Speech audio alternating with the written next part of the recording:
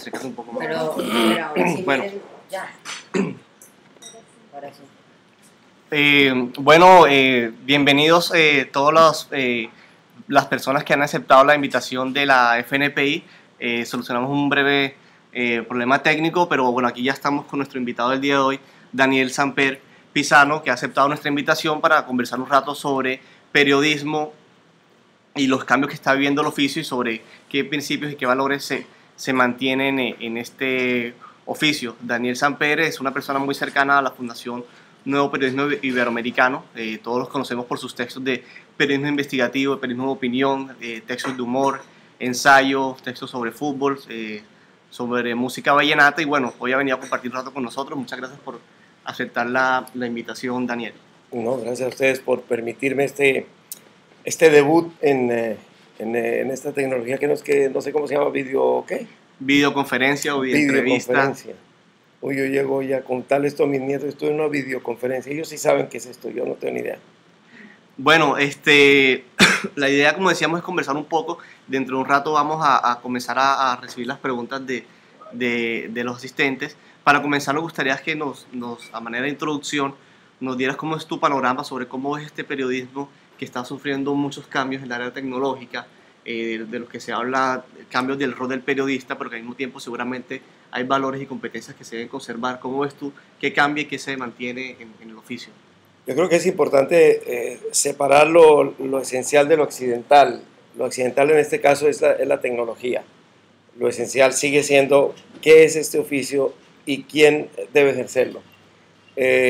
La respuesta es la misma que se podían haber dado los griegos hace veintitantos siglos, y es que el oficio consiste en buscar la verdad, ese bien inasible y tan difícil de medir, tan poliédrico, que ofrece tantas caras, buscar la verdad y presentarla de la mejor manera posible. Eso ha sido el periodismo y eso es el periodismo. Ahora bien, no se puede separar esto de otro elemento esencial, que es quién es el encargado de cumplir esta función en la sociedad. Y esto ya nos lleva a hablar de la ética del periodista, de la importancia de su independencia, de su preparación, no solo de su preparación frente a las tentaciones y halagos que se le presentan en la carrera, sino su preparación técnica como comunicador en el medio que fuera, en televisión, en radio, en prensa. Eso es lo esencial. Todo lo demás es accesorio, como fueron accesorias tecnologías que ya dejaron de funcionar y como lo serán estas de ahora dentro de unos años. Seguramente muchas de las que ahora utilizamos, ¿qué se llama esto? Videoentrevista, videoconferencia, o cómo le quieren llamar, pongámosle un nombre. Mientras no sea en inglés, como quieran llamarla. Esta videoentrevista a lo mejor será elemento arqueológico dentro de 20 años. Y los hijos de ustedes y los tataranietos míos se reirán de ver estas cosas, si es que hay una manera de perpetuarlas y de guardarlas y de archivarlas. Bueno, eso es accidental. Bueno, como les decía, la idea es que todos ustedes comiencen a enviar sus preguntas para que Daniel las vaya respondiendo a medida que llegan. Estaremos aproximadamente una hora conectados. En este momento tenemos 240 personas online o en línea viéndola. Víctimas, llamaría yo. Bueno, una pregunta que hacíamos ahora también, decías que hay cosas que se deben mantener, que muchas cosas van a quedar obsoletas dentro de muy poco tiempo seguramente, pero la realidad es que estas herramientas sí nos facilitan muchas tareas. Muchas personas que antes no tenían voz o la posibilidad de expresarse sí lo pueden hacer ahora. ¿Cuál es la responsabilidad? ¿Cuáles son los valores éticos que deben guiar el uso de estas herramientas? Y sobre todo, ¿qué puede diferenciar al verdadero periodista de la persona que simplemente crea un blog o chatea o tiene su Twitter? Me parece clave que este periodo de duda y de hallazgo, de búsqueda y de hallazgo en que se encuentra en general la comunicación social, procure llegar al punto de discernir cuándo un instrumento es adecuado para comunicarse con la gente, con toda la gente, es decir, la comunicación social, y cuándo es simplemente un instrumento interpersonal. El famoso tweet, por ejemplo, que aparece inicialmente como una manera de mandarse mensajes entre amigos, se ha vuelto un instrumento de comunicación social muy importante. Presidentes, expresidentes, políticos, futbolistas, etcétera, han descubierto que el tweet es una manera de comunicarse con las personas que lo siguen, de manera que ha dejado de ser interpersonal, es un medio de comunicación social, con unos efectos de comunicación social, y esto es importante observarlo, que se multiplican cuando lo recogen los viejos medios de comunicación. Es decir, no es lo mismo que el presidente Uribe mande un trino en el cual critica al presidente Santos por decir algo que es verdad, y que se quede allí, no es igual a que después lo recoja un periódico, lo recoja la radio y la televisión y lo reproduzca. Es decir, hay un efecto de eco en la comunicación electrónica que implica que tendrá más repercusión, pero al mismo tiempo que se mantiene la importancia que han tenido siempre los medios tradicionales. Y ya incluyo como tradicional la televisión, que a pesar de que es un medio relativamente reciente, ¿no?, o muy reciente en la historia del mundo, este fenómeno del eco que se produce o de que se revisten entre sí los medios es interesante, y además permite que lo que se ha dicho en un blog tenga una repercusión que no tendría de otro modo. Ustedes han visto que los periódicos y las revistas reproducen con cierta periodicidad, algunos diariamente, los trinos más divertidos o más, qué sé yo, más atractivos de personas totalmente anónimas. Y algunos son muy buenos, pero este efecto no lo tendrían si no saliera a través de un medio de comunicación tradicional. Es decir, es la vieja historia de la muñeca rusa, de la matrushka, que uno va encontrando, en la medida que abre una, encuentra otra cada vez más pequeña, pero al revés. ¿Sí? Un elemento de comunicación intrapersonal, puede ser un Facebook, o puede ser un Twitter, tiene a su turno adentro otro, afuera otro que lo blinda, y hay otro más afuera hasta que finalmente se produce un eco tal que llega a los medios de comunicación social tradicionales. Daniel, en eso que mencionas, digamos que le das un valor importante a los medios tradicionales como los medios que realmente hacen el trabajo profesional periodístico. Sin embargo, en Internet, una idea que se ha generalizado y que muchas personas lo ponen en práctica es que son emprendedores que crean sus propios medios para hacerle contrapeso a esos medios tradicionales, y que tienen la posibilidad de experimentar o hacer muchas cosas que quizás un medio tradicional, por sus grandes compromisos, no pueden hacer. ¿Cómo ves tú esa relación de los medios tradicionales con los medios emergentes? ¿Cuál es el papel de cada uno y qué va a pasar con esa relación? Esto no es nuevo. Es decir, lo que es nuevo es el alcance que puedan tener. Pero esto no es nuevo. Siempre ha habido medios alternativos. Bueno, Alternativa, de hecho, fue un medio que se fundó en los años 60, al que estuvimos vinculados muchas personas, para hacer contrapeso a los medios tradicionales y los vicios que estos pudieran tener. De manera que siempre ha habido, desde pasquines hasta emisoras clandestinas, desde pequeñas hojas universitarias hasta revistas mucho más establecidas, que hacen contrapeso, matizan o complementan la información, por llamarlo así, oficial del establecimiento, no solo del gobierno, digamos. Esto mismo es lo que procuran hacer ciertos blogs o ciertos recursos electrónicos de comunicación, solo que con mayor alcance. De modo que el recurso siempre existió, no es nuevo. Lo que sí se ha beneficiado es el alcance que puedan tener ahora gracias a los nuevos medios, ¿no? Pero no han descubierto el agua caliente, simplemente tienen un mejor reverbero. Okay. Hay una pregunta de G. Vargas Zapata. ¿Se cree que la prensa de papel desaparecerá? No creo. No creo, y no lo digo porque simplemente esto me beneficia o no me beneficia. Yo creo que, mi respuesta podía estar implícita en lo que he dicho antes. Creo que esa prensa de papel tiene unas características de permanencia, de facilidad de lectura, que hace que no nos podamos desprender de ella. Es más, si no existieran los periódicos en este momento, me habría encantado fundarlos, inventarse una cosa que recoja todo esto que está en el aire, todos estos fantasmas que van y vienen, que de golpe quedan en un ordenador y el ordenador se puede fundir esa noche, que lo recoja en una cosa permanente, fácil de llevar, como es el papel, ¿no? Sería el momento perfecto para inventar el periódico si no hubiera estado inventado ya.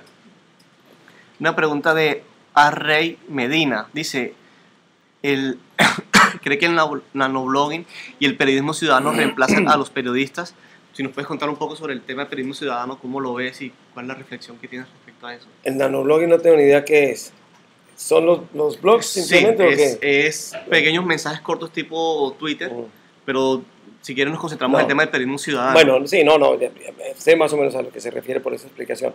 No, yo creo que no van a reemplazar a los periodistas, son simplemente fuentes de información. El periodista buscará esas fuentes de información. Yo no creo en el periodismo ciudadano. Eso de un periodista ciudadano descubrió, hombre, y ¿por qué no un médico ciudadano? Un tipo que vio que alguien estaba mal y resolvió operarlo. El periodismo no se improvisa, es decir, el periodista no se improvisa. Y cuando se improvisa se hace muy mal, por lo general. El periodista necesita una vocación, necesita una formación, no necesariamente de escuela, pero una formación. Es difícil tener un buen periodista que no haya sido un buen lector, por ejemplo. Es difícil tener un buen periodista que no tenga un talento domesticado para escribir. De manera que un muchacho de 12 años se declara a sí mismo periodista ciudadano. Hombre, me parece muy meritorio y me parece que allí puede haber un gran periodista, pero tiene que trabajarlo. Esto no se inventa de la noche a la mañana. Todos los días los periodistas, no digo los buenos, digo los viejos por lo menos, estamos aprendiendo cosas todos los días. Incluso aprendemos de aquellos que no saben, que es una manera interesante de aprender. Pero yo creo que del joven o viejo, lo que fuere, que manda noticias o que cree haber descubierto una noticia, a la noticia hay un paso importante.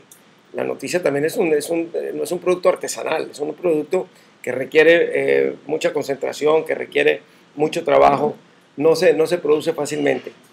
Ahora bien, esto no quiere decir que de allí, de esto que ellos mandan, no salgan noticias, sin duda sí. Algunas a lo mejor están tan correctamente trabajadas que es poco lo que necesitan para salir como noticia al aire. Y no digo tampoco que de estas personas que escriben estos blogs no puede haber buenos periodistas, pero no ocurrirá sin que haya de por medio un trabajo de formación, de entendimiento de lo que es este oficio, de ética sobre el oficio, etcétera. O se hará mal, que es como se hace el periodismo por lo general, mal. Ok, bueno, seguimos invitando a todas las personas para que envíen sus preguntas. Hay una pregunta de Moralístico. ¿La comunicación social y el periodismo deberían ser carreras diferentes? Yo tengo la idea de que lo que siempre llamamos periodismo en un momento dado resolvió subir de estatus, de ponerse corbata, entonces se llamó comunicación social. Pero, en fin, en aras de una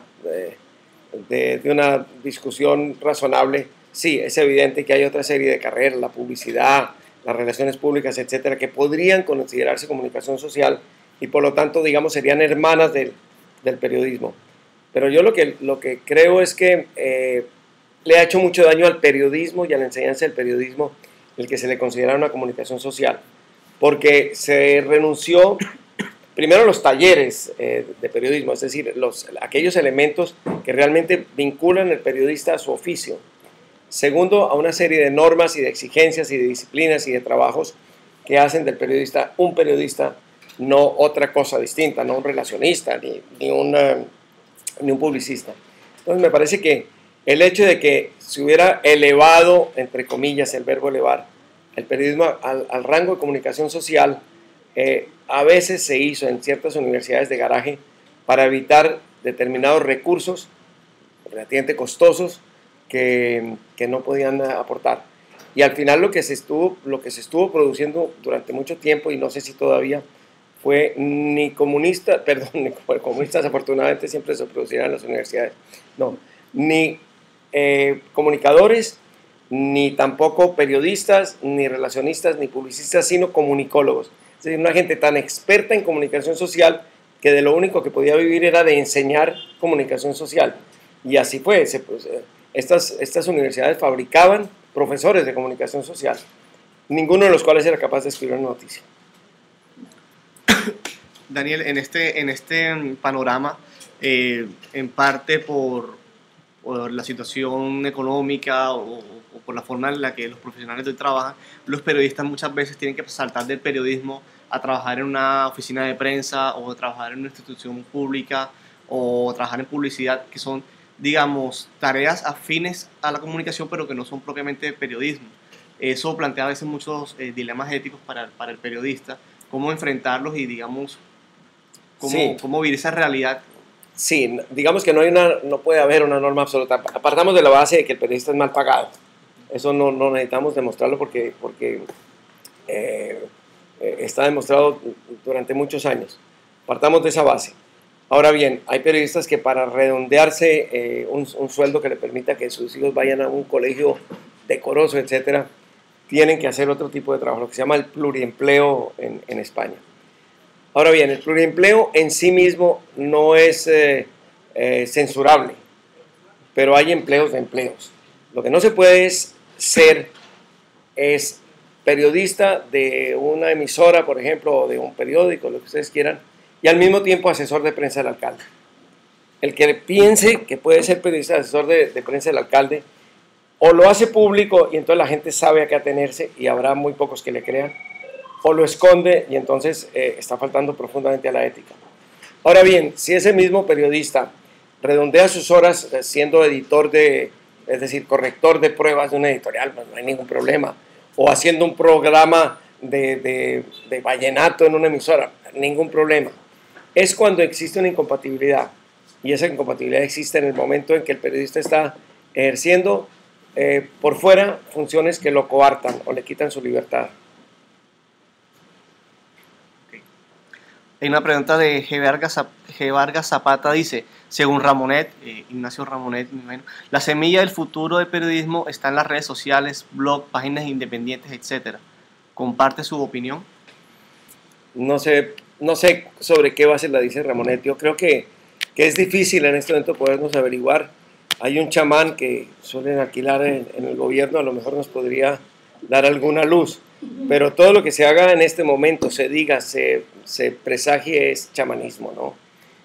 Tendría que saber, porque es un tipo muy respetable, Ramonet, a mí me parece un tipo muy interesante y lo leo con interés, pero no sé por qué lo dice, qué bases tenga, ni qué chamán le asista para este tipo de adivinaciones, ¿no?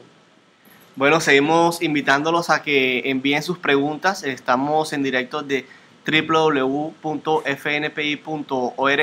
Ahí encuentran el enlace para enviar sus preguntas, sus aportes o cualquier comentario para unirse a esta charla con Daniel Samper Pisano. Daniel, en tus columnas nosotros vemos que tratas temas muy duros de denuncia, de la actualidad nacional, pero siempre en un lenguaje muy coloquial, muy cercano, lleno de dichos y de refranes. ¿Eso es un estilo natural tuyo? ¿Es algo que tú haces a propósito para llegarle más a la gente? ¿O cómo se logra ese estilo y por qué? Yo creo que las dos cosas. Bueno, empiezo por decir lo siguiente. Durante muchos años yo escribí todos los días del año, es decir, lunes, martes, miércoles, jueves, viernes, sábado y domingo de todas las semanas de todo el año, con excepción de aquellas en que los periodistas tenemos descanso, que es el día del trabajo, la Navidad y el Año Nuevo.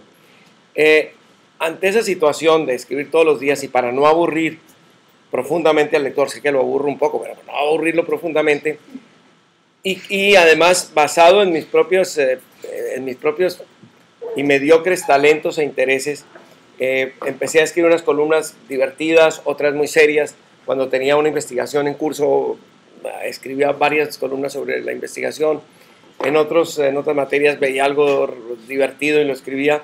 De modo que procuraba variar la columna. Cuando volví a trabajar al periódico después de una ausencia de varios años, por razones, digamos, familiares, me asignaron una columna semanal y otra que de todos modos venía escribiendo y sigo escribiendo en Carrusel, que es una revista del tiempo. De manera que... Postre de notas. Postre de notas. De manera que resolví ya a disociarme por completo. Escribir los temas serios en la columna semanal, que es Cambalache, y los temas de humor, como siempre, en Postre de notas. Esto hace que cuando tengo comentarios políticos, cuando tengo denuncias ecológicas o denuncias sobre corrupción, etcétera, vayan en la columna Cambalache. Ahora bien, la columna Cambalache procuro escribirla con los elementos que siempre he manejado como periodista, es decir, tratar de que sea amena, tratar de que sea clara, tratar de que sea, digamos, contundente, es decir, ofrecer argumentos, y que no sea un petardo de columna. Tengo 5 años de derecho por detrás y eso es una tragedia que es difícil quitársela a veces cuando hablo de temas que tienen que ver con cuestiones jurídicas. Procuro acudir a metáforas, a figuras, a lo que sea para no incurrir en el lenguaje juridiqués, que es un lenguaje muy encubridor y muy peligroso, con el cual nos han hecho de todo pues, los abogados y los juristas en el país y lo siguen haciendo, ¿no? Hay una pregunta de Alecos Pérez. Dice, ¿cree que es mejor un periodista generalista o la especialización temática? Habría que ver qué es un periodista generalista. Si el periodista generalista es aquel que toca diversos temas, depende de cómo nos toca, porque puede ser un periodista que tiene una especialidad en comunicarse, es decir, que es un buen comunicador como columnista, es un buen opinador. Eso ya es una especialidad. El hecho de ser un buen columnista es una especialidad. Si uno se pone a ver quiénes son los columnistas más leídos de la prensa colombiana, verá que aunque hay juristas, hay biólogos, hay médicos, hay profesores, hay politólogos, etcétera, casi en todos los casos, uno por uno, El Tiempo, Semana, El Espectador, etcétera, los más leídos son los columnistas profesionales, es decir, los periodistas. Esto nos hace ver que no es que sea un generalista, sino que es un especialista en tocar diversos temas, que son dos cosas distintas, ¿no? Ahora bien, hay columnas que yo leo con enorme agrado de verdaderos especialistas. Me encantan, por ejemplo, las columnas de Manuel Rodríguez sobre ecología y sobre medio ambiente. Me gustan mucho en El Espectador las del economista Sarmiento sobre economía, etc. Pero las primeros que busco suelen ser las de los periodistas profesionales. Son personas especializadas en tocar temas generales, que es distinto a ser generalista. Hay una pregunta de Ayale Melgarejo. ¿El periodismo de chismes de farándula es o no periodismo? Es horrible el periodismo, es periodismo del malo. Yo soy un enemigo absoluto del periodismo que violenta la intimidad de las personas. Creo que no solo lo soy porque no me gusta el género, lo soy porque ese género salpica y le quita prestigio al periodismo serio. Procuro evitar todo lo que tenga que ver con la vida íntima de la gente. No solo escribirlo, por supuesto, sino también leerlo. No es algo que me interese. Confieso que no le tengo el menor respeto a los que se llaman colegas simplemente porque se meten a averiguar qué hacen en la cama los demás. Yo no los considero mis colegas. Okay. Hay una pregunta, nos dicen que ¿qué opinas de las leyes que exigen un título para ejercer el periodismo? Este ha sido un tema muy debatido. En un momento dado fui desde el Círculo de Periodistas de Bogotá, de los que apoyó la ley de profesionalización del periodista. Tenía su razón de ser, quiero decir, si la redacción está llenándose de gente que meten porque simplemente cobra más barato, aunque no tenga ninguna profesionalización ni ninguna capacitación, pues a lo mejor la exigencia de un título garantiza que al menos entren aquellos que han pasado un tiempo estudiando y meditando sobre el periodismo. Esa era un poquito la reflexión. Ahora bien, el problema es que ni todos los que tienen un título garantizan que sean unos buenos periodistas, ni todos los que son buenos periodistas tienen ese título. Este ha sido un debate interminable que tiene que ver no solo con la condición ética y profesional del periodista, sino con la condición laboral del periodista. Yo ahora diría que suelo escoger cuando estoy encargado de una redacción o cuando estoy de jefe de redacción, suelo escoger entre los candidatos porque son los que más me llaman la atención, aquellos que pasaron por una buena escuela de periodismo, aunque no solo escojo ellos, no solo escojo estos. Estos son los que por lo general rinden mejor en las pruebas y todas estas cosas. Pero hay otros que han pasado por filosofía o lo que sea y son o han sido o a lo mejor podrían ser buenos periodistas. No tengo una respuesta clara. No creo que por ser periodista titulado sea menos bueno, ni tampoco creo que sea muchísimo mejor que otros. Yo diría que es un buen recurso estudiar periodismo. Una buena escuela de periodismo es realmente un elemento que mejora muchísimo al futuro periodista, le enseña a pensar, le enseña a escribir, le enseña a leer, etc. Pero no es la única escuela que lo puede hacer. Bueno, en este momento tenemos 506 personas conectadas a No, la sí, videoentrevista. Esto no habla de la entrevista, sino habla de la desocupación que hay en el país. Estos índices son fatales para el gobierno. Es mucho más alta la desocupación de lo que se dice. Daniel, hay una pregunta de Sergiole. Dice, Kapuscinski decía que los cínicos no sirven para este oficio. ¿Coincide con eso? Y en complemento de la pregunta... Yo diría que los cínicos absolutos no sirven para este oficio, pero tampoco no sirven aquellos que no tengan una dosis interesante de cinismo. El periodista no puede creer todo, es decir, el periodista tiene que tener la garganta estrecha, pero tiene que tener garganta, ¿no? No puede tragar ruedas de molino, pero hay cosas que puede tragar y que debe tragar. No puede creer en todo, pero hay cosas en las que tiene que creer. No puede defender todo, pero hay cosas que tiene que defender. No puede indignarse con todo, pero hay cosas en las que tiene que indignarse. Entonces yo creo que si el cinismo es, qué sé yo, escepticismo, es importante que tenga un poco de escepticismo. Si el cinismo es el rechazo de todo, el nihilismo trasladado al periodismo, pues evidentemente creo que se necesita tener una pequeña chispa de esperanza para andar en este oficio, ¿no? Ahorita, bueno, que mencionaba sobre la formación de los periodistas, Vaneduya pregunta si un periodista es un mar de conocimiento con un centímetro de profundidad. Si estás de acuerdo con esa frase que es tan común entre los periodistas. Puede ser, pero voy a toser. Pero no porque la pregunta me asuste, porque es una de las preguntas que siempre nos formulan. No, evidentemente el periodista suele ser un lago con un, no sé si 1 milímetro, 2, digamos, ¿no? de profundidad y vasto conocimiento. Pero eso no es necesariamente malo, eso no es necesariamente malo. Yo siempre he dicho que el periodismo no consiste en saber, sino en averiguar. El periodista lo que tiene que saber es que le toca averiguar. Y aquello que ignora, tiene que aprenderlo. Cuando a un periodista se le pide que haga una investigación sobre, qué sé yo, petróleos, no se le está pidiendo que tenga la capacidad de ser ministro de Minas. Se está pidiendo que tenga la capacidad de ser un periodista lo suficientemente serio y responsable como para meterse en el tema, aprender lo que tenga que aprender del asunto y trabajarlo con los elementos que trabaja un periodista, es decir, buscar lo que dice uno, buscar lo que dice el otro. La verdad matizada y la verdad contextualizada. De modo que mientras el periodista sepa que cuando ignora tiene que averiguar, no me preocupa demasiado que ignore. Me preocupa es cuando ignora y o no lo confiesa o cree que o no sabe que ignora. Ese sí me preocupa muchísimo, pero no solo se da en periodismo, ¿no? Hay que ver lo que se da en política y en el manejo del Estado, ¿no? Hay una pregunta de Lorena Mesa 87. Dice, ¿cómo asume las críticas que recibe tan solo por ser hermano del expresidente?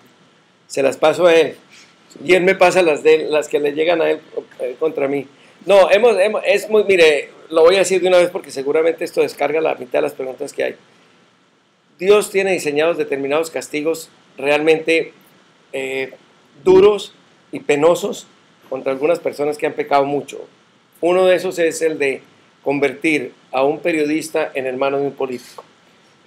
No es un caso único el mío, yo sé que ahora Enrique Santos Calderón lo debe estar sintiendo, que es un gran periodista, gran amigo mío y hermano del presidente, y es una de las tragedias más grandes que le puede pasar a un periodista. La única manera es tener los campos muy delimitados, ¿no? Y creo que los tenemos. He sido siempre muy buen amigo, no solamente hermano de este señor que fue presidente de la República, Ernesto. Pero tenemos campos delimitados. Cuando él alguno de los políticos amigos de él le dice, mira, es que tu hermano me está atacando, le dice, te doy la dirección, le escribes, lo único que te pido es que sepa que somos hijos de la misma mamá, entonces si se las nombras a él, me la estás nombrando a mí. Y yo digo lo mismo, le dice, no, es que su hermano está contra el partido, no tengo ni idea si está contra el partido liberal o no, pero yo con mucho gusto le mando su queja. De modo que yo no me ofusco por eso, porque simplemente lo que me llega en esa materia, o directamente se lo mando, o si se mete con mi santa madrecita, pues lo borro. Tengo un sistema que cada vez que sale la H demasiado cerca, la P borra el mensaje. Daniel, bueno, hablando de familia, en Colombia, sobre todo las columnas de Daniel Samper Ospina, tus hijos se han vuelto muy leídas, pero también han levantado mucha polémica por el tipo de humor que maneja, que se burla de aspectos físicos de las personas, ese tipo de cosas. ¿Qué opinas tú de ese humor y las lees? ¿Con qué mirada las lees? A mí me parece, es aburridísimo echarle unos piropos, sobre todo a un hijo, porque se le crecen y ya, él hasta ahora me dice doctor, y eso me gusta, entonces me va a perder el respeto y me va a decir papá, me hace horrible. Pero creo que él ha sido muy valiente en hacer críticas al establecimiento y a la sociedad colombiana, a la oligarquía colombiana. A veces el término oligarquía se dice que no se debe usar porque lo agotó la izquierda colombiana, no sé qué, la oligarquía es un término absolutamente claro, es el gobierno de unos pocos, es lo que tenemos en Colombia. El gobierno no solamente en términos oficiales, es decir, del Estado, también de la propiedad privada, las empresas, etc. A Colombia la gobierna una oligarquía, unas veces menos mal que otras, pero la gobierna una oligarquía. Y a esa oligarquía no me engaño, yo pertenezco y pertenece también mi hijo. Y por eso me parece muy valiente que él, perteneciendo a esa oligarquía, conociendo como conoce esa oligarquía y habiéndose criado dentro de esa oligarquía, tenga la capacidad de analizarla, de golpearla y de burlarse de ella en las cosas en que vale la pena burlarse de ella. De manera que yo esa parte se la admiro. Hay cosas que no comparto, por ejemplo, a mí no me gusta la tendencia a criticar la parte física de las personas. Al mismo tiempo lo hemos discutido con él, me dice, no, yo soy un caricaturista. Así como el caricaturista que dibuja, le pinta la nariz larga a Juan Lozano, pues yo también se la pinto larga. Y si es bajito y feo, pues yo pongo que es bajito y feo. Y en ese sentido, que repito, a mí no me gusta ni lo comparto, pero cada quien hace lo que quiere y yo me divierto mucho con las cosas de él en general. En ese sentido decía, él es heredero de Klim más que mío, ¿no? Klim sí que se detenía en las partes físicas de las personas, ponía unos apodos a menudo muy graciosos, y Klim consideraba que no se puede separar el físico de la persona de su condición humana, entonces que es un ejercicio absurdo de corrección política, y lo sostiene también Daniel, considerar a la persona en abstracto. Si esa persona tiene nariz larga, ¿por qué no decirlo? Ahora, tal vez es que yo soy calvo, y el problema del calvo es que siempre ha sido un objeto de burla o de topónimo, como ha dicho alguien, allá al lado del calvo, mire, ve ese calvo, ahí al lado es donde venden los helados, esas cosas. Entonces, tenemos digamos, esa discrepancia, y otras más, por supuesto, él considera que la fiesta taurina es una barbaridad, yo soy relativamente taurino, aunque si coincide con un partido de fútbol no voy a la corrida ni muerto, pues. Pero en general tengo que decir que admiro mucho el valor que ha tenido y la persistencia de decir una serie de cosas que sé que a muchas personas les caen mal, pero que al país le hacen bien. Daniel, volviendo al tema del periodismo, dice Carmen Lozano, pregunta acerca del periodismo de investigación, que cada vez se le dedica menos espacio y recursos. Tú como gran representante del periodismo de investigación en Colombia, ¿cómo es el panorama del periodismo investigativo? Siempre ha existido esa queja de que tienen pocos recursos, tienen pocos tiempos. ¿Cómo hace y cuál es la importancia de mantener ese tipo de periodismo en la actualidad? Hombre, yo creo que el periodismo de investigación tuvo en Colombia una época muy importante en que varios periódicos, entre ellos El Tiempo, hay que decirlo porque es así, hicieron investigaciones de trascendencia, desfacieron en tuertos, como decía el Quijote, y se convirtieron, así lo señaló un exministro que luego fue asesinado por la mafia, Rodrigo Lara, se convirtieron esos periódicos en el organismo de fiscalización cuando aquí los dos partidos estaban muy contentos en fiscalizarse. Gracias a ese trabajo se descubrieron cosas de peso, de gravedad, etc. Pero como se ve no fue muy útil en el sentido de disuadir la corrupción. Estamos cada vez en un mar más hondo de corrupción. Yo diría que el periodismo de investigación ahorita está arrasado por la corrupción, es decir, es tal la corrupción que ya suena a poco lo que se pueda difundir o divulgar o exponer, ¿no? De todos modos, creo en el periodismo de investigación, creo que es un deber de los medios de comunicación hacer periodismo investigativo, es decir, denunciar, vigilar, hacer la contraloría del poder, de cualquier poder, de la empresa privada y del Estado y de todo lo que se merezca ser vigilado. Y que es un periodismo muy especializado, que necesita preparación, paciencia y recursos. Y no sé si todos los medios están dispuestos a dar preparación, paciencia y recursos, y además aguantar siempre las consecuencias políticas que eso tiene. Una de las condiciones que nos permitió hacerlo en el tiempo es que los directores del tiempo en un momento dado dijeron, mira, hagan el periodismo, mientras sea verdad y ustedes lo puedan probar, nosotros aguantamos el tifón, el tsunami de críticas que luego vendrán. Y tenían que aguantarlas, y yo siempre les admiré que dijeron, no, es que estos muchachitos son unos loquitos, ahí hacen sus cosas, pero yo no puedo hacer nada. Era la manera como se quitaban de encima los problemas políticos que nosotros traíamos. Por ejemplo, las famosas denuncias sobre roscas, las roscas, el roscograma de Caldas, el roscograma de Boyacá, etc. Nosotros informábamos, nos documentábamos bien, siempre pensando en que si nos demandan, salimos adelante ante un juez imparcial, salimos adelante con los documentos que tenemos, etc. Y dando la oportunidad de que se defendieran las personas que íbamos a denunciar, a veces porque nos convencían en su defensa de que habría sido una injusticia denunciarlas y simplemente matábamos la información allí. Pero otras veces salía la información y venía toda una nube de críticas, algunas públicas y otras privadas al periódico. Venía uno que llegaba a la comisión de Boyacá a hablar con el jefe de redacción, la comisión de Caldas a hablar con el jefe de redacción o con el director. Y siempre tuvimos ese respaldo. Muy pocas veces, quizás una, nos pidieron que por favor suspendiéramos determinada actividad investigativa, pero no porque quisieran tapar nada, sino porque estaban desesperados con la nube de lagartos que llegaban de provincia a decir que lo estábamos denunciando. Digo esto como un antecedente pues anecdótico para contar que creo firmemente en el periodismo de investigación. Creo que mientras más corrupción hay, menos se nota, pero más se necesita. Hay una pregunta de Ascendra 1, pregunta sobre la libertad de prensa. Yo complemento, digamos, en América Latina varios gobiernos han intentado golpear un poco a la prensa. ¿Cómo ves tú este panorama y sobre todo en Colombia? ¿Crees que hay libertad de prensa? ¿Crees que los periodistas están trabajando? Mira, yo creo que si descontamos las presiones de los políticos, las presiones del Estado, las presiones de los grupos económicos, las presiones de los anunciadores, las presiones de los violentos, las presiones del narcotráfico, las presiones incluso de tipo familiar de los medios de comunicación, es decir, de las familias de los dueños, etc. Descontado todo eso, es una lista más larga, pero no tenemos sino una hora, hay libertad de prensa. Pero la verdad es que la libertad de prensa hay que ejercerla en un medio realista. Y parte de la libertad de prensa consiste en saberla defender y en saberla aprovechar.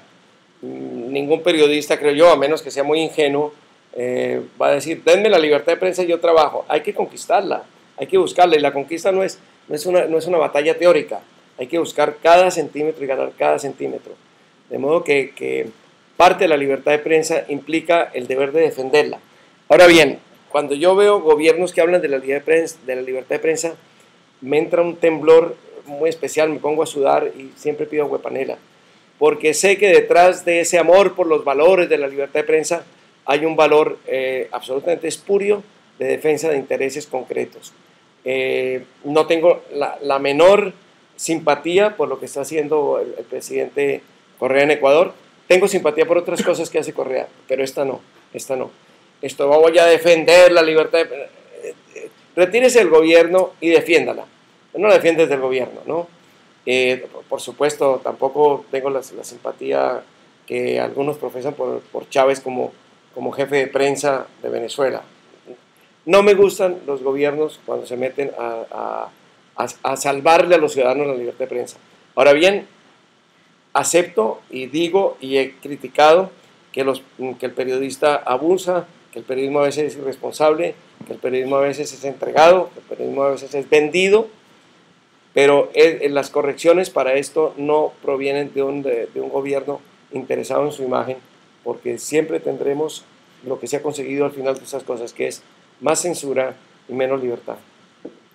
Daniel, aquí la línea de preguntas se me está llenando de preguntas de Santa Fe. Entonces, aprovecho para preguntarte de una, para que nos dejes Esos son iniciar. todos. Esos Me preguntan cómo lo ves solamente, para este año, sí. cómo ves la situación de Santa Fe. Entonces, salgamos de eso, porque si no me Mira, van a enloquecer acá. De una vez lo voy a decir, de una vez por todas. He sido santafereño desde mi nacimiento, soy santafereño y seguiré siendo santafereño. Ahora bien, para nosotros los títulos son algo secundario. Esto que uno gana, y que uno es campeón y que otro es campeón. ¿Qué vale eso ante el orgullo de ser de Santa Fe?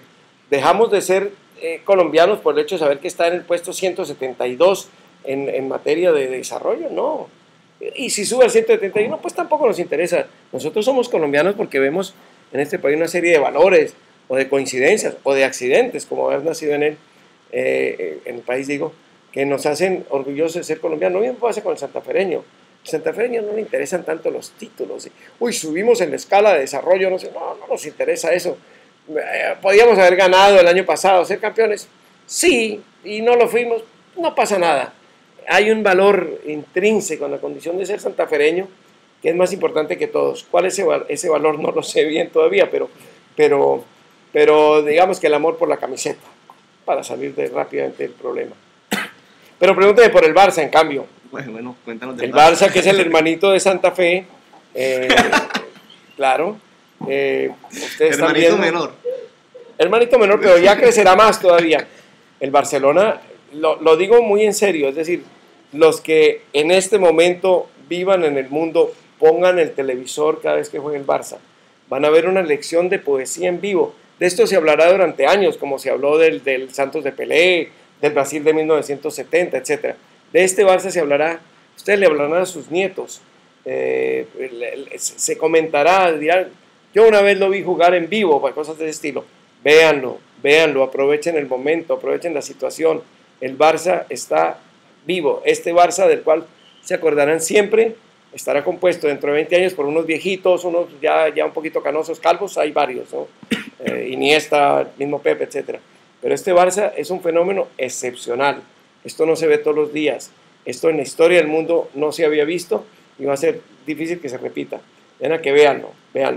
Jugando mal, derrotó al Madrid, es decir, eliminó al Madrid, lo empató, pero lo eliminó. Y cuando juega bien, es una emoción, es decir, es como leer un gran poema, ¿no? Este es el hermano de Santa Fe. De modo que promediando estamos bien. Bueno, Daniel, nos quedan a unos 15 minutos, comenzamos un poco tarde por problemas técnicos nuestros, pero entonces tenemos tiempo para algunas preguntas. Ahora que hablabas de deporte, hay varias preguntas como lo de Mau Gore, preguntas sobre la prensa deportiva, pero yo aprovecho para enlazar a esa pregunta. Hay varios que preguntan sobre la especialidad en la prensa, periodismo cultural, periodismo deportivo. La pregunta sería, ¿crees tú que se aplican valores diferentes para cada especialidad de periodismo? O el periodismo en sí es el mismo, sin importar qué fuente se esté cubriendo? Pues valores no creo, es decir, los valores periodísticos son unos y comunes, ¿no? Yo creo, lo que sí creo es que, como en casi todo, conviene la especialización, no la especialización que impida ejercer el periodismo en general, pero sí es buena, es decir, no se puede pedir que todos sepan absolutamente de todo, que averigüen sí, pero que sepan no. Entonces, sí es conveniente cierta especialización, pero no hasta el punto de que se niegue la función esencial que es el periodismo.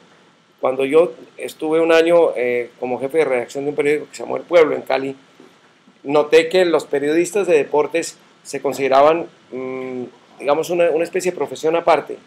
Es decir, no, ustedes son periodistas, luego son de deportes, que eso es otra cosa, pero son periodistas básicamente. Los integré a la redacción, no porque dejaran de hacer deportes, sino porque hacían turnos de noche, y me di cuenta de que varios de ellos eran unos excelentes periodistas, solamente que esta cosa de estar cubriendo solo deporte les impedía mostrarlo.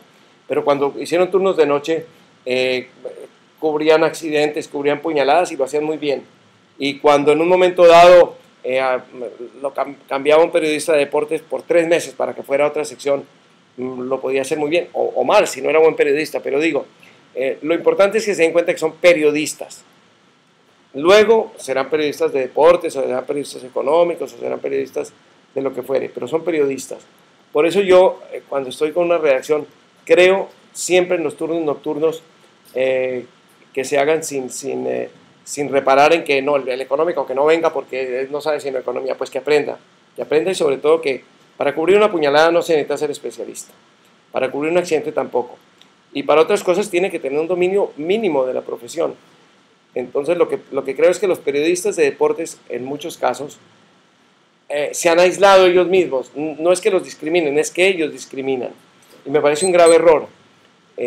Dicho esto, digo también que he encontrado que el periodismo deportivo puede llegar a ser mucho más importante que simplemente reflejar marcadores o comentar que este directivo es muy bueno o muy malo. Y eso lo he descubierto en España. Creo que es el primer país que ha hecho en español, y descontado el gráfico de Argentina, que fue una cosa distinta. Es el primer país que en diarios, no hablo de revistas, en diarios, ha hecho un excelente periodismo deportivo. Tiene una escuela el país, que fue la que hizo Santiago Segurola, a mi juicio el mejor periodista de deportes y de fútbol, de todos modos, que hay en lengua española, de donde han salido unos excelentes periodistas, que no están tratando de pelear con la federación ni cosas de esas que se hacen a menudo, ni de dedicarse a molestar a un jugador, sino que cuentan lo que pasa en la cancha, que suele ser tan interesante que van 80.000 personas los domingos. Eso lo hacen muy bien, y creo que en la medida en que lo hagan bien, serán mejores periodistas y luego mejores periodistas deportivos. Hay una pregunta de Disnet. Dice, ¿la omnipotencia del periodista está revaluada en la sociedad digital? Creo que tiene que ver mucho con que ahora el periodista se enfrenta directamente a las audiencias, que puede responderle, corregirle o incluso debatir la información que antes el periodista simplemente tenía como, estaba en ese pedestal, y ahora se enfrenta a un panorama. Sí, el periodista ha vivido en una condición extraña, y es que el periodista vigila, pero tiene que ser vigilado. ¿Y quiénes lo deben vigilar? Primero, su propio gremio. Yo siempre he creído en la vigilancia de los consejos de prensa, de los veedores de prensa, etcétera, que no ha funcionado. En Colombia definitivamente no ha funcionado. En algunos países un poco mejor que en otros, pero en general no ha funcionado. Pero también creo en la vigilancia que ejerce el sector social sobre los periodistas. Los periodistas solemos ser muy arrogantes y muy valientes para vigilar a los demás, y con una piel de un milímetro de espesor a la hora que nos critiquen y nos vigilen. Me parece que sí, que el hecho de que de que la nueva tecnología haya estimulado la posibilidad de que se exprese personas que antes no se podían expresar, hace que el periodista tenga que estar que sea más susceptible de ser examinado y de ser vigilado, y que tenga al mismo tiempo que disminuir su susceptibilidad frente a las críticas. Creo que sí. Lo que quiero decir es que tiene razón la persona que dice eso. Preguntan que por qué no tienes Twitter y si no piensas tener Twitter. Cuando uno tiene nietos, no necesita nada de eso. Ellos me hacen todo lo que necesito en esa materia. No, creo que el Twitter es muy interesante, pero quita mucho tiempo. Y el Facebook quita mucho tiempo. A mí me interesan las nuevas tecnologías en la medida que me den tiempo para ganar. Cuando uno ha pasado de cierta edad y tiene ciertos compromisos de trabajo, de escribir para no sé cuántos periódicos, revistas y tal, lo que busca es ganar tiempo, no perderlo. A mí me encanta el computador como medio para escribir. Ha sido el gran descubrimiento, saber que en una máquina de estas uno puede borrar una cosa, guardar otra cosa, corregir y sin que se le borre. Todo esto me parece maravilloso. Me encanta también Internet como mecanismo para búsqueda de información, pero otros recursos se los dejo a personas que tengan más tiempo, los Twitters y el Facebook y tal. Y de todos modos, cada vez que necesito algo de eso, tengo un equipo de nietos que son expertos en tecnologías. Ya envejecerán, no tienen sino 5 y 6 años, ya envejecerán y se les olvidará, los dejarán atrás las tecnologías. Pero mientras tanto, con ellos me entiendo en media lengua y en plena configuración electrónica. Daniel, también hay varias preguntas quieren saber cuáles son tus lecturas, qué columnistas admiras o lees con agrado, y yo le añadiría qué medios consultas regularmente. Yo consulto regularmente, es decir, diariamente estoy suscrito en España al País, me llega todos los días, lo compro, al International Herald Tribune, que es un extraordinario medio de comunicación, es la versión internacional y corta del New York Times, magnífico periódico. Recibo Semana impresa, recibo El Tiempo con retraso lamentablemente, y suelo variar otros medios, es decir, compro unos días el Mundo en España, otros días el ABC. Procuro estar un poco al tanto de lo que dicen otros medios, porque ahí está muy compartimentalizada la parte política, ¿no? Ahora bien, aparte de eso, por internet leo generalmente, y estoy suscrito al servicio de noticias rápidas de Washington Post, de internet, de Le Monde, del Guardian de Inglaterra, de modo que estoy siempre muy empapado. No digo que leo todo, pero estoy generalmente muy empapado, y recibo otras revistas o compro otras revistas en España. En cuanto a los medios colombianos, estando en Colombia procuro leer el medio donde encuentre. En Cartagena estoy, leo el Universal, lo leo casi todo, hasta las notas sociales, porque hay una cantidad de lagartos bogotanos ahí terribles. Y siempre El Tiempo, El Espectador, a menudo La República y Portafolio, que aunque es una revista económica y la economía me aburre bastante, suelo encontrar noticias interesantes allí. Bueno, hablando precisamente del Universal, una pregunta de Tinotelo 213. ¿Cuál es su opinión sobre el periodismo de provincia? Pienso que en los últimos 20 años una de las buenas noticias que ha habido para el periodismo colombiano es el progreso del periodismo de provincia. El periodismo de provincia no solo ha ganado, sin que esté yo diciendo que sea perfecto ni que no tenga mucho todavía por avanzar, pero ha ganado muchísimo en calidad, ha ganado muchísimo en difusión, ha luchado con mucho decoro contra esta tormenta que han desatado los nuevos medios electrónicos, y creo que eso es muy beneficioso para el país. Creo que no era bueno para Colombia cuando el periodismo lo dictaba en El Tiempo del Espectador. El Tiempo del Espectador es muy importante leerlos, pero es muy importante que haya un periodismo desarrollado y bueno en la provincia. Hay periódicos que en sectores de Colombia han sido muy importantes para denuncias, por ejemplo, ¿no? Han hecho un tipo de periodismo investigativo que no habría hecho un periódico nacional, es decir, hecho en Bogotá. De modo que creo que es una de las buenas noticias de los últimos 20 años el desarrollo de los periódicos de provincia. Les falta, mejorarán, pero son muchísimo mejores que lo que había hace mucho tiempo, hace 40 años. Elis Arcos pregunta, ¿cuál es el límite entre la vigilancia de la sociedad, la censura y la autocensura?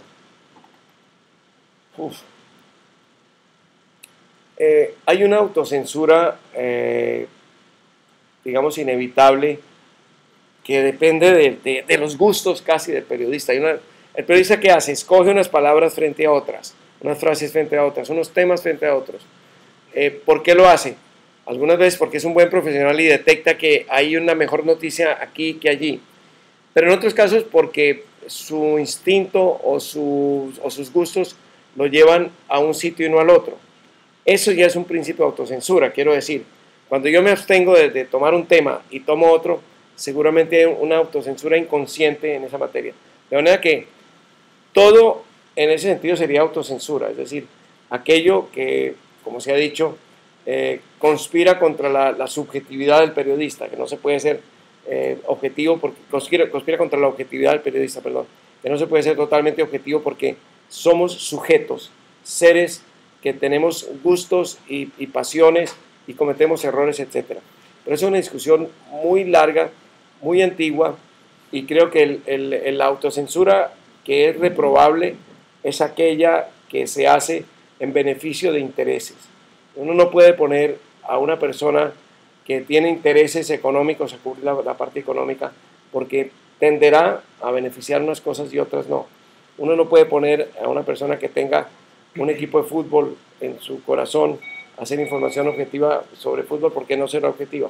Cuando yo hacía información de fútbol, era apasionado, no me podía quitar la camiseta de Santa Fe. Cubrí durante muchos años los partidos del Campín con el seudónimo de 039, y aunque a veces hacía esfuerzos que me me provocaban dolor de verdad para reconocer que un gol de Millonarios había sido bueno. Tengo que decir que no podía ser completamente objetivo. Es un pecado, pero los pecados de fútbol son perdonables todos. Hay una pregunta de Catalízate. Dice, los medios públicos, ¿cómo aportan a la construcción de nuestra memoria? Y ahí podemos hablar un poco sobre cuál es el papel del periodismo, si tiene compromiso con la memoria o si simplemente debe contar las historias, o si tiene, cuál es el papel de compromiso con la sociedad. Hay una definición que tiene el periodismo anglosajón, que es la de periódico de récord. Se llama un periódico de récord, un diario de récord, aquel que registra las noticias que permiten entender lo que está pasando ese día en el mundo, en el país o en la ciudad. Esta aplicación del periódico de récord a lo largo del tiempo y con un poco más de visión es la memoria, ¿no? La memoria es esto que queda allí y que permite pasar una película para entender qué estaba ocurriendo, ¿no? Ven aquí, yo creo que una de las misiones de la prensa, misión elemental, por supuesto, es la de dejar una constancia, un récord de lo que está pasando, y ese récord es la memoria, ¿no? Bueno, tenemos las 12:04, tenemos tiempo para un par de preguntas más, si estás de acuerdo. Y aunque no esté, me las van a clavar, o sea que, ¿qué puedo hacer? ¿Estás de acuerdo con esta ridícula? Si digo que no me puedo ir parar y suelte pues. Bueno, no, aprovecho para recordar que esta invitación hace parte también de la Red de Periodismo Cultural de la FNPI. Es una iniciativa que estamos invitando a las personas a que se unan a este nuevo sitio sobre periodismo cultural en América Latina y también en otras partes del mundo. Entonces queremos aprovechar para que nos cuentes para ti qué es el periodismo cultural, en qué se diferencia de otras ramas del periodismo y cuál puede ser una manera novedosa de hacer periodismo cultural más allá de las reseñas o de copiar los comunicados de una nueva exposición o alguna... Volvemos al viejo molino, que es el periodismo cultural, que es el periodismo deportivo, etc. Es periodismo, pero en el tema cultural. ¿Qué se espera del periodista cultural? ¿Qué espero yo como jefe de redacción de un periódico teórico, de un periodista cultural? Que me consiga buenas informaciones del área cultural, es decir, que aquello que deba saber una persona de mi periódico, de mi emisora o lo que sea, sobre la cuestión cultural, él lo provea. Lo provea como se provee el buen periodismo, con contextos, con matices, con información oportuna, bien escrito, etc. Eso vale si es cultural, o si es periodismo sexual, o si es periodismo deportivo, si es periodismo económico, lo que fuere. No creo en la compartimentalización vertical absoluta. Creo que hay una base que es el saber hacer periodismo y luego unas especializaciones, que es el saber hacer buen periodismo en cultura, en deportes, etc. Entonces, que no me digan, no, es que mira, yo soy periodista cultural, yo no puedo cubrir la caída del avión. Ese no es un periodista. Ese será un periodista cultural como él lo defina, pero no es un periodista. Yo necesito periodistas que sepan cubrir la caída del avión. Si hay 4 periodistas en ese momento de la redacción, que los 4 se vayan y cubran bien. Luego, si al día siguiente lo que tiene que cubrir es un concierto, que lo cubra. Pero yo necesito periodistas, básicamente. Sigo hablando de esa redacción ideal en la que estoy pensando. Yo quiero periodistas, buenos periodistas. Después vendrá por añadidura si son culturales o lo que sea. Pero que no me hagan bodrios en la parte cultural, que porque esto es una cosa que no admite la redacción muy ágil. No. Grandes periodistas han cubierto todas estas áreas y lo han hecho muy bien. Está demostrado que se puede hacer bien. ¿Por qué lo vamos a hacer mal? Simplemente porque estamos disfrazados de periodistas culturales o de periodistas deportivos o de periodistas de policía. No. Primero hay que ser buen periodista, después vendrá lo demás. Bueno, vamos con una última pregunta, es de Luis TG07. ¿Qué opina de las chivas periodísticas y de la inmediatez?